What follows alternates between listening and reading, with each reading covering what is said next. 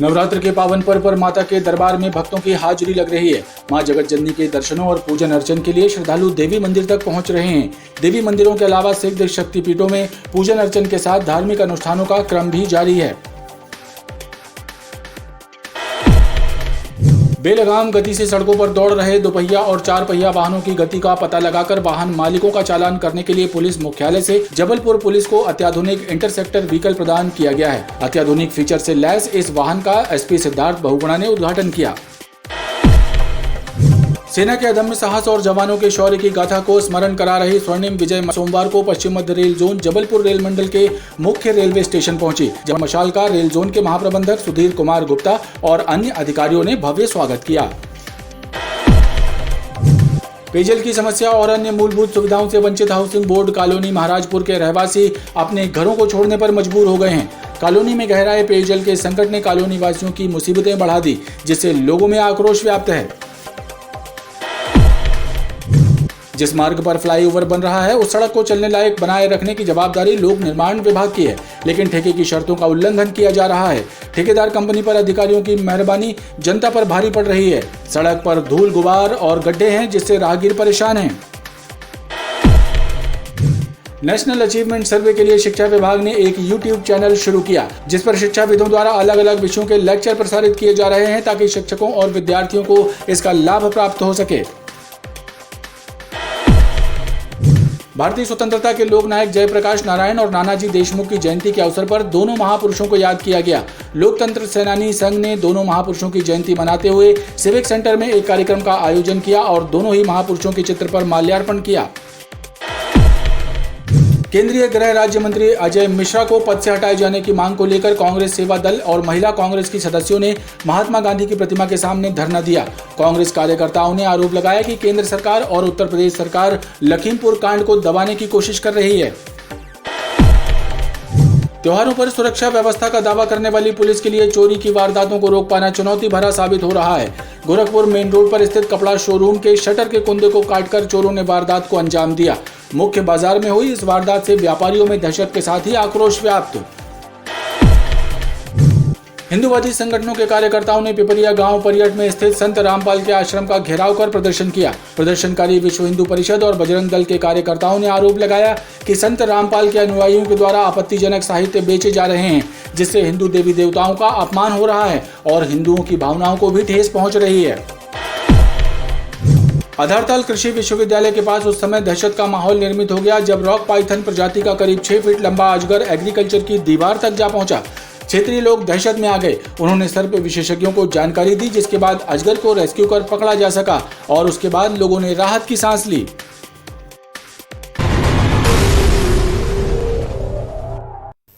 नमस्कार, BTV news में स्वागत है आपका। इस बुलेटिन के साथ मैं हूं कृष्ण कुमार और आइए इस बुलेटिन की शुरुआत करें। उससे पहले नजर डालते हैं हेडलाइंस पर। त्योहारों की सख्त सुरक्षा के बीच चोरी की घटनाएं बढ़ रही, पुलिस के लिए चुनौती। गोरखपुर मुख्य बाजार में कपड़ा शोरूम में चोरों का धावा, घटना से व्यापारियों में दहशत। व्यापारी संघ ने की चोरों की गिरफ्तारी की मांग। नवरात्र के पावन पर्व पर देवी मंदिरों में लग रही भक्तों की हाजिरी। मंदिरों और घरों में पूजन अर्चन के साथ हो रहे विविध अनुष्ठान। छठवें दिन माता के कात्यायनी स्वरूप का विधि विधान से पूजन। स्वर्णिम विजय मशाल का पश्चिम मध्य रेल जोन में हुआ भव्य स्वागत। मुख्य रेलवे स्टेशन के प्लेटफॉर्म नंबर 1 पर आयोजित कार्यक्रम में लेफ्टिनेंट जनरल एस मोहन ने पश्चिम मध्य रेल जोन के महाप्रबंधक के हाथों में सौंपी स्वर्णिम विजय मशाल। रेलवे और सेना के अधिकारी भी कार्यक्रम में हुए शामिल। और केंद्रीय गृह राज्य मंत्री अजय मिश्रा को हटाने की मांग लेकर कांग्रेस सेवा दल ने दिया धरना। लखीमपुर कांड को दबाने का लगाया केंद्र और राज्य की सरकारों पर आरोप। गड़ा फाटक स्थित बृहद महाकाली की भव्य प्रतिमा भक्तों की आस्था का केंद्र बनी हुई है। सोमवार को मूल नक्षत्र में माता का तीसरा नेत्र खोला गया और मां महाकाली का विधिवत पूजन अर्चन किया गया। तीसरे नेत्र के खोले जाने के पल के साक्षी बनने भक्त बड़ी संख्या में दर्शनों के लिए पहुंचे। उन्होंने बताया कि माता महाकाली भक्तों की सारी मुरादें पूरी करती हैं, इसलिए इस स्थान से उनकी गहरी आस्था जुड़ी हुई है। बृहद महाकाली महोत्सव समिति कालीधाम गढ़ा फाटक में आज मूल नक्षत्र पर माता का तीसरा नेत्र खोला जाता है और उनकी प्राण प्रतिष्ठा की पूजन की जाती है। उसी विधि में आज अभी कार्यक्रम में प्रारंभ हो चुका है और थोड़ी देर में संपन्न होगा। और रहा सवाल कोरोना काल के लिए, तो कोरोना काल के लिए कि आपके माध्यम से मैं सभी जनता से यही निवेदन करूंगा कि कोरोना काल का पालन करें, डेंगू का पालन करें, शासन के जो भी आदेश और नियम हैं उनको भी ध्यान में रखते हुए अपन को यह कार्य करना है। नवरात्र पर्व पर संस्कारधानी वासी चैतन्य देवियों के दर्शनों का लाभ भी ले रहे हैं। दरअसल भंवरताल उद्यान के सामने स्थित शिव स्मृति भवन में प्रजापिता ब्रह्मा कुमारी ईश्वरीय विश्वविद्यालय के द्वारा 9 देवियों की चैतन्य झांकियां स्थापित की गई हैं। प्रजापिता ब्रह्मा कुमारी ईश्वरीय विश्वविद्यालय के शिव स्मृति भवन में चैतन्य देवियां भक्तों के आकर्षण का केंद्र बनी हुई है।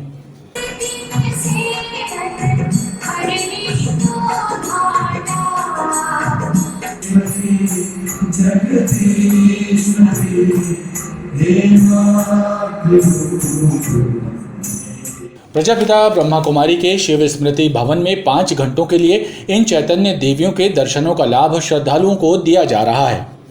प्रजापिता ब्रह्मा कुमारी ईश्वरी विश्वविद्यालय के अंदर ये शिव स्मृति भवन में ये चैतन्य देवियाँ जो रखी गई हैं, इसका विशेष लक्ष्य है कि मानव ऐसा अपने जीवन को मूल्यवान बनाए, ऐसे दिव्यता से परिपूर्ण करे जैसे देवियों के पास शक्तियाँ हैं।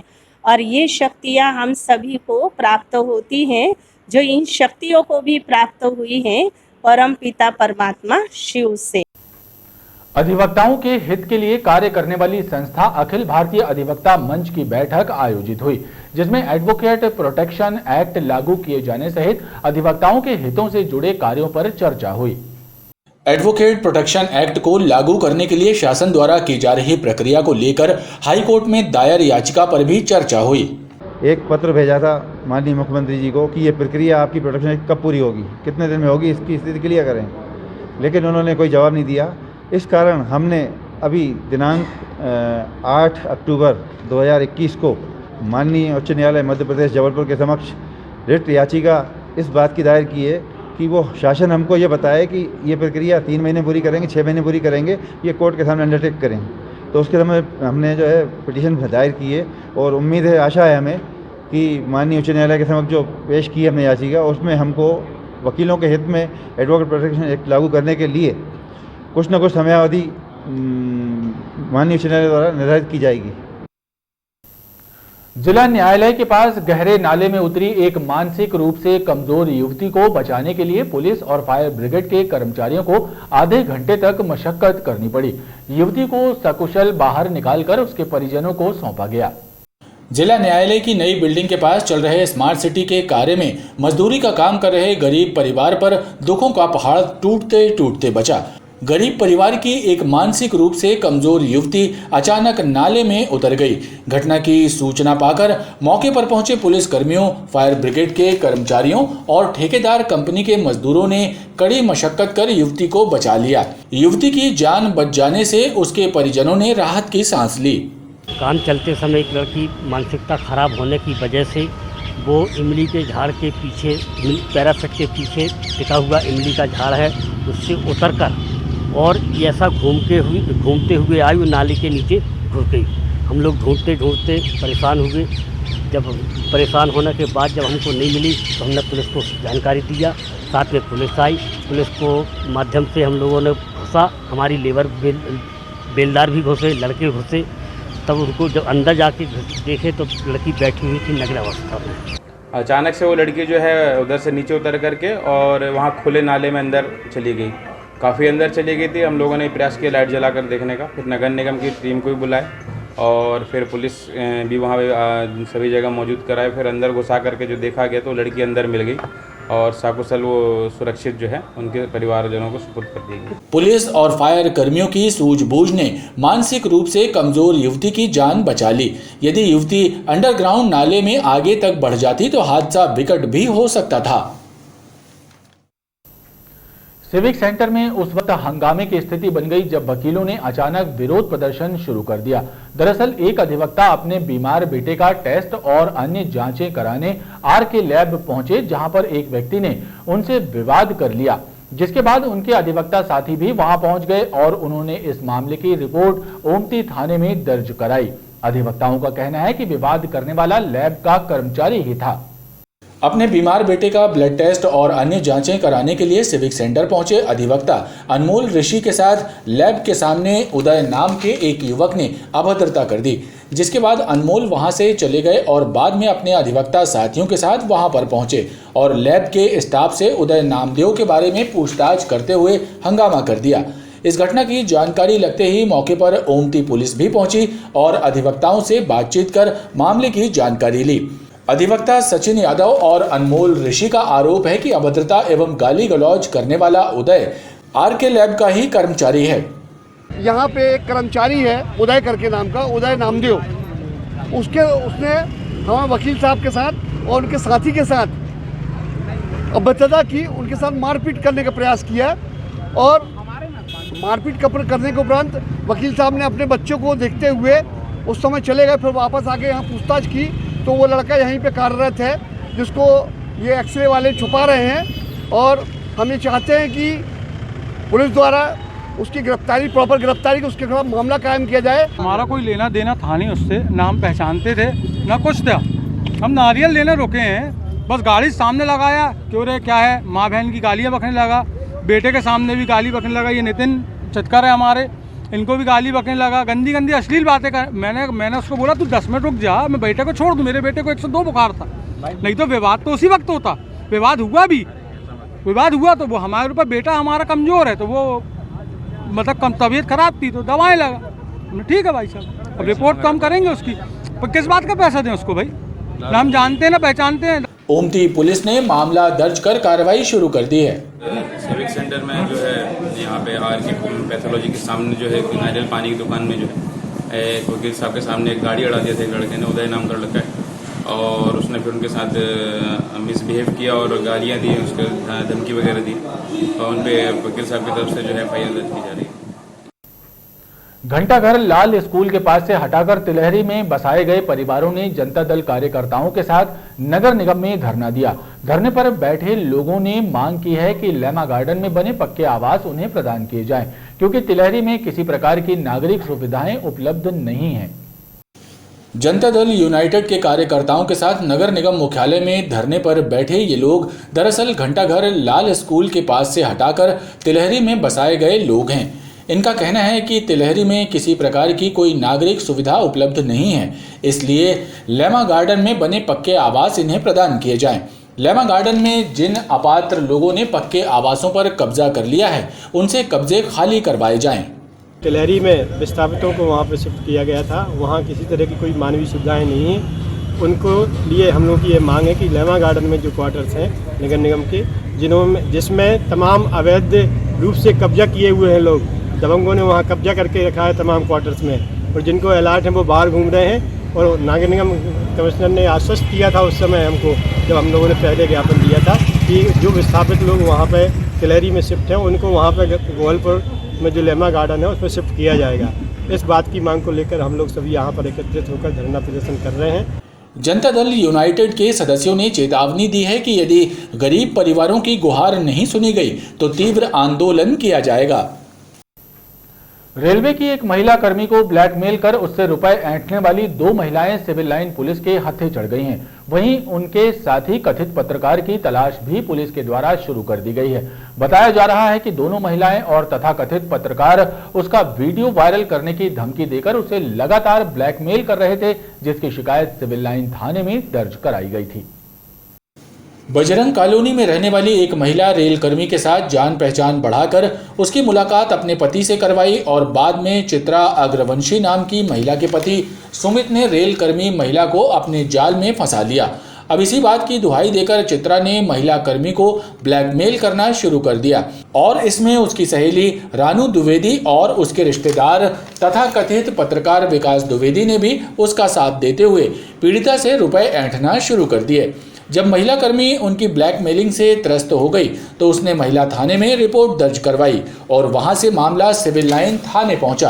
पीड़िता की शिकायत पर पुलिस ने चित्रा और रानू को गिरफ्तार कर लिया है। थाना सिविल लाइन में आवेदिका रेखा वैस ने एक शिकायत कराई थी। उसको दो महिला हैं, चित्रा आम्रवंशी, रानी द्विवेदी। ये लोग ब्लैकमेल कर रहे हैं, उससे पैसे मांगते हैं, एक्सटॉर्शन करते हैं और उसको धमकी देते हैं कि हम तुम्हारे चरित्र पर लाछन लगा लेंगे और तुम्हारे यहाँ DRM को ऐसी गलत शिकायत कर देंगे और तुम्हारे बारे में अनावश्यक बातें फैला देंगे, नहीं तो हमें पैसे दो। पहले इनसे कई बार 2020 से इनसे पैसे लिए गए हैं, कुछ इनके ATM से 3 लाख रुपए निकाले गए हैं, जैसा आवेदिका ने बताया। और उसके अलावा इनसे बार बार पैसों की मांग कर रहे हैं। इसमें रानी द्विवेदी का रिश्तेदार एक पत्रकार है, वो भी विकास द्विवेदी, वो भी जुड़ा हुआ है।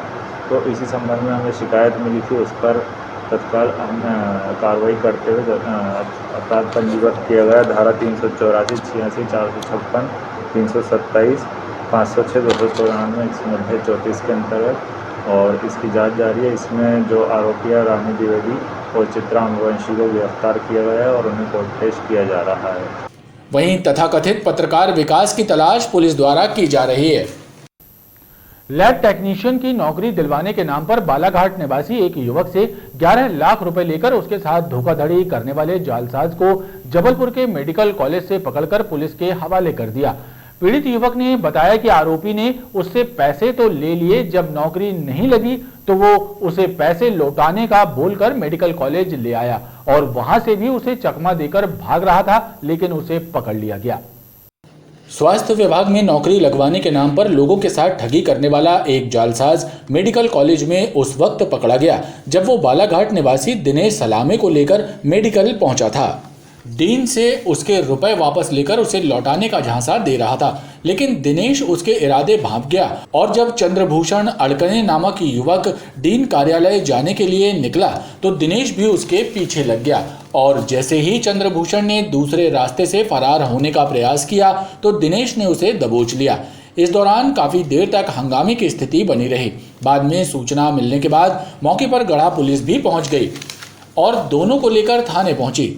दिनेश ने बताया कि 12 सिवनी का रहने वाला चंद्रभूषण कई लोगों से नौकरी लगवाने के नाम पर रुपए ऐंठ चुका है और उसको भी 11 लाख में लैब टेक्नीशियन की नौकरी लगवाने का झांसा देकर ठग रहा था। ये जो व्यक्ति है नौकरी लगवाने के नाम से मेरा एक सिस्टर है और भाई है हेल्थ डिपार्टमेंट में। तो सिस्टर ने लैब टेक्नीशियन का कोर्स की हुई है, तो उनसे झूठ बोल करके मेरे पास तक पहुँचे और मुझसे 11 लाख रुपए की राशि लिया। ऐसे करते उन्होंने 2019 में लिया हुआ था।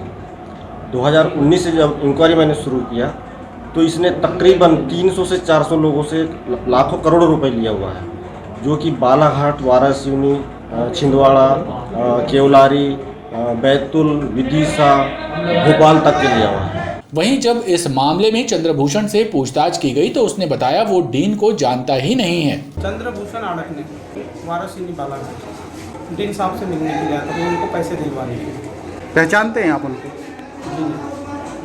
बहरहाल इस मामले में गढ़ा पुलिस ने जानकारी नहीं दी है। उनका कहना है कि मामला बालाघाट जिले का है और इस मामले की बालाघाट पुलिस को सूचना दे दी गई है।